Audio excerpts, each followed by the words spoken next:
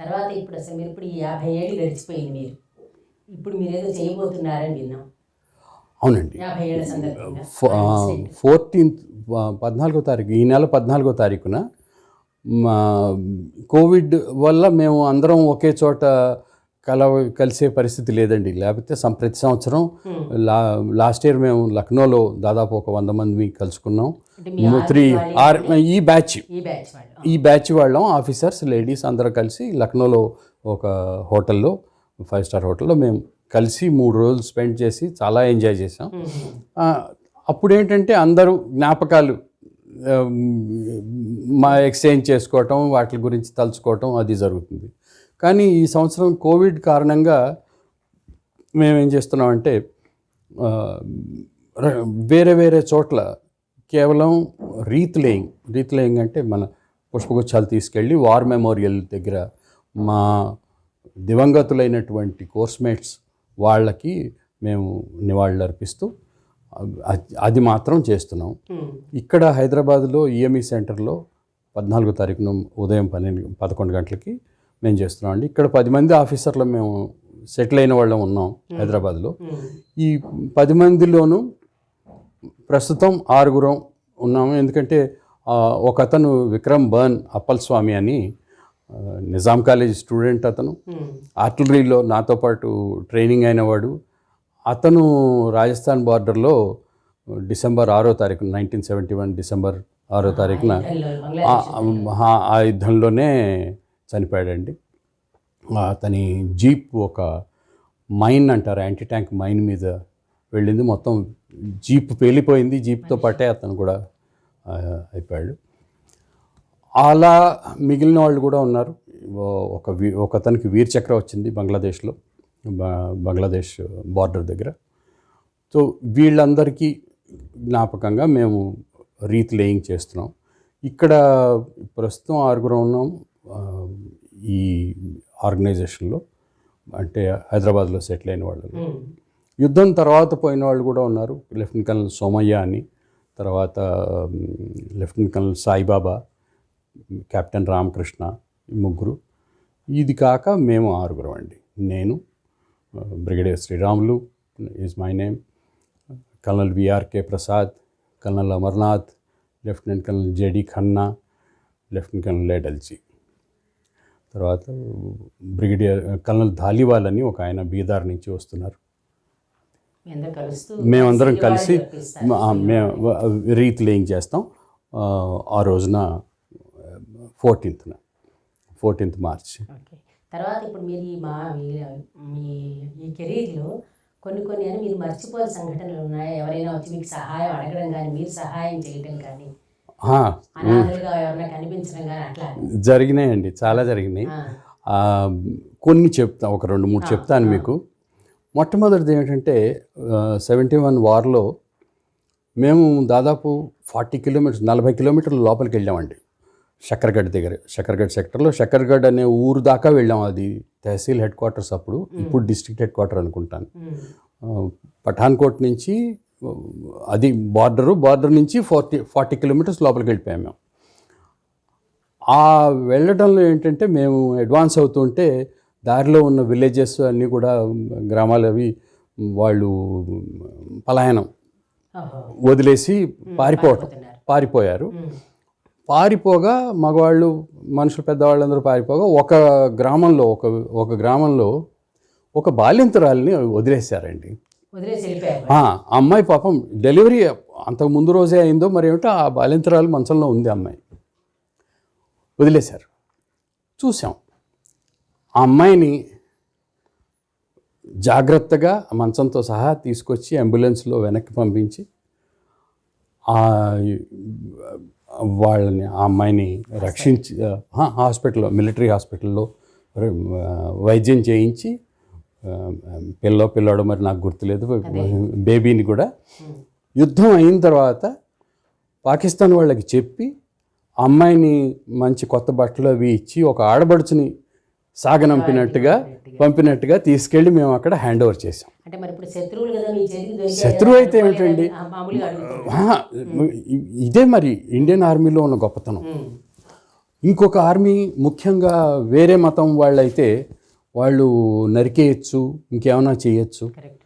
కానీ మా ఇండియన్ ఆర్మీలో ఉన్న గొప్పతనం ఏంటంటేనండి, ఆడవాళ్ళని గౌరవించటం.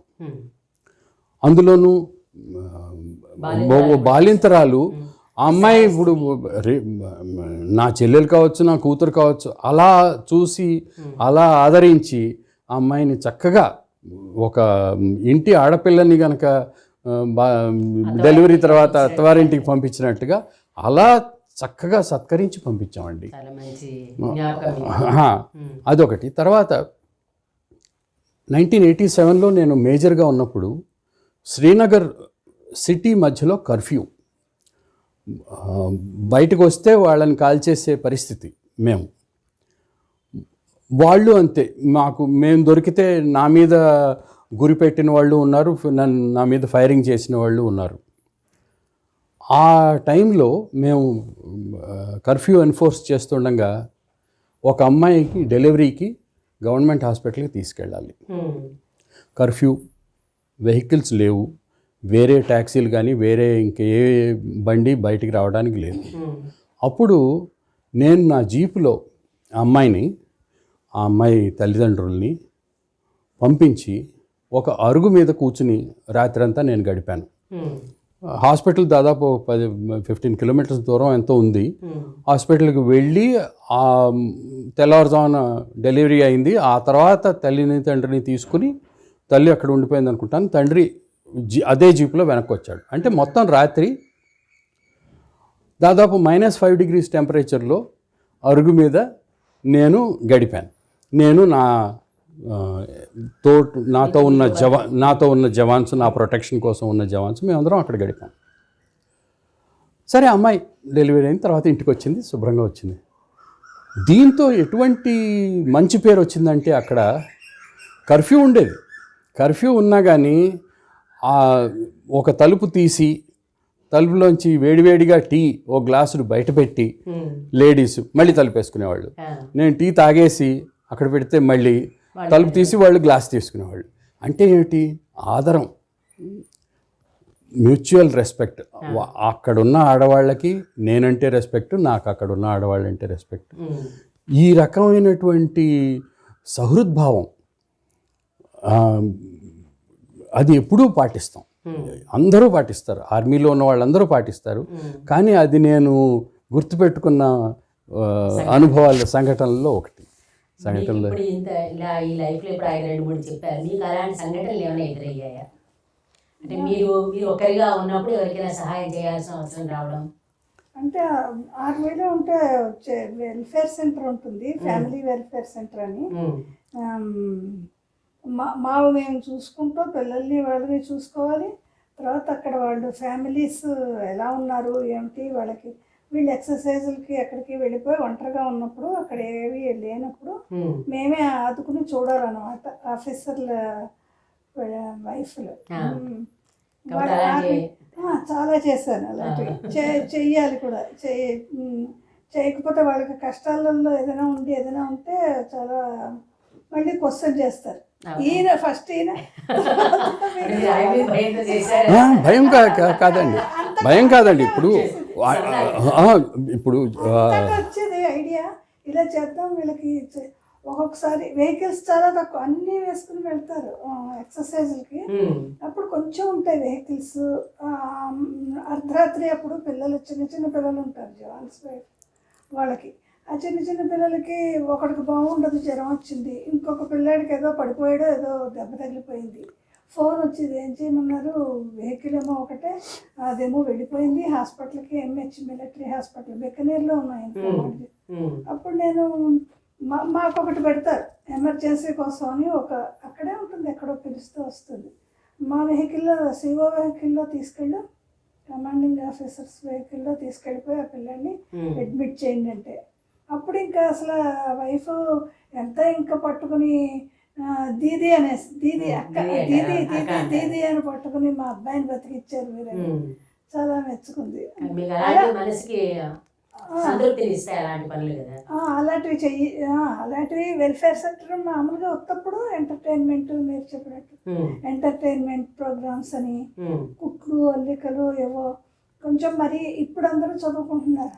నేను మామూలుగా ఈయన కమాండింగ్ ఆఫీసర్గా ఉన్నప్పుడు, తర్వాత బ్రిగేడియర్గా ఉన్నప్పుడు అయితే అందరూ చదువుకున్న వాళ్ళే ఉన్నారు, బాగా చదువుకుంటున్నారు.